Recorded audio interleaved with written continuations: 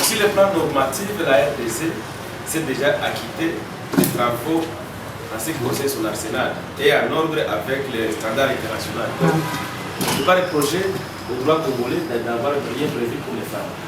Là, il n'y a pas match. Mais il y a un problème qui se pose au niveau de ce que la loi même parle des structures de mise en application.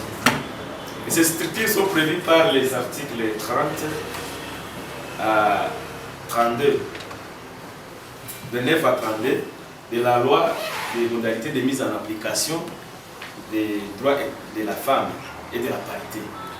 Donc la loi de mise en œuvre de la parité a prévu une structure qui est chargée de la mise en œuvre de cette recommandation de la loi, de la Constitution. Donc la Constitution, au niveau des articles 14, insiste sur la parité.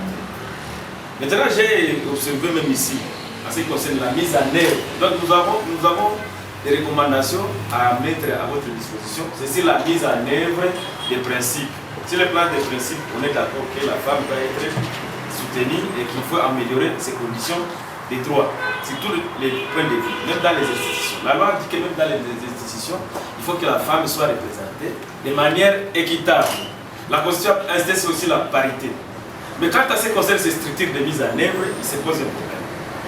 Je vais vous surprendre que la Constitution avait laissé la tâche à la loi de régler les mises en œuvre, les structures de mise en œuvre.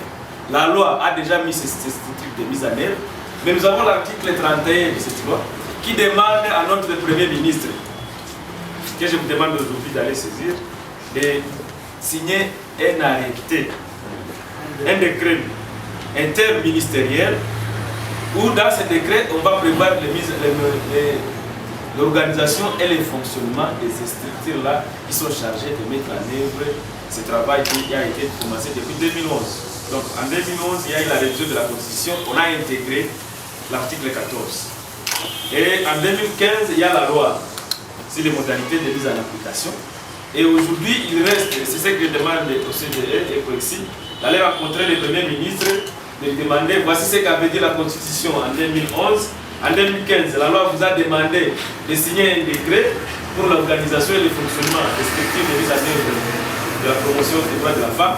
Mais aujourd'hui, vous ne faites rien. Où est le décret? Où sont ces institutions? Est-ce que les structures sont là? Alors, qui je ne connais pas une structure. Donc, nous devons, nous tous aujourd'hui, qui étaient ici, aller rechercher ces structures qui prévoient la loi et la Constitution pour que le Premier ministre réponde devant nous par des moyens que vous avez à votre disposition et faire beaucoup de la vulgarisation que le Premier ministre, jusqu'à présent, n'a pas encore signé un décret qui intéresse dans ce domaine de la Constitution des droits de la femme.